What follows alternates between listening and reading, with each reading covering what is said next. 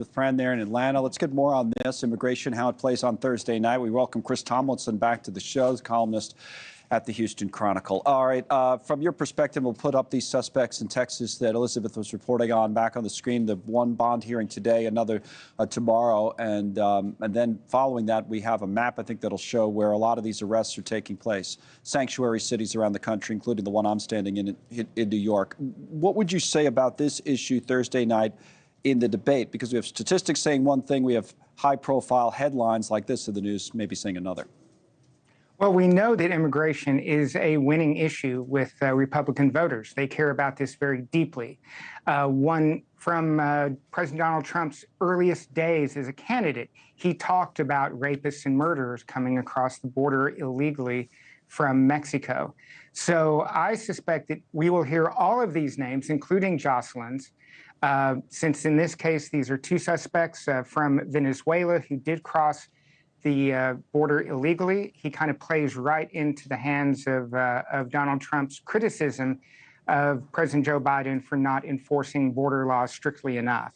So if Trump says that and Biden comes back with, well, you know what, the numbers are getting better, things are turning around, which one do you think plays better with an audience that's sitting at home and listening to those two arguments? Well, nothing's going to outrage the public more than a dead child. And particularly a young woman, a 12-year-old girl like Jocelyn. So, you know, I think there's a very high risk of Biden coming off as insensitive, the same way, you know, Dukakis did in his debate with George H.W. Bush back in 1988. That was one of the more famous moments. Of course, the hypothetical asked about his wife back then, and it was a bad moment for Governor Dukakis. For President Biden, how would you handle it then? I'm sure he probably will point to some of these statistics. We could show you at the top of the show. We mentioned how there's this dip in border crossings now since he put his executive action in place, and you know, on asylum. So I'm sure he has to make that argument. But your point is you have to be careful in the way. Here's some of the numbers that you make the argument.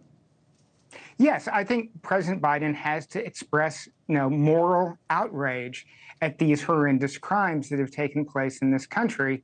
You know, statistically, we know that immigrants commit far fewer crimes than native-born Americans, but that's not going to that's not going to appeal or ease the public outrage. So he's got to share that outrage while also sharing the facts in a way to put this in perspective. How is his action, his executive action, playing where you are in Texas? I mean, is he getting any credit for any kind of progress, or is it still the same argument? Hey, we waited too long to act, and this is too little too late?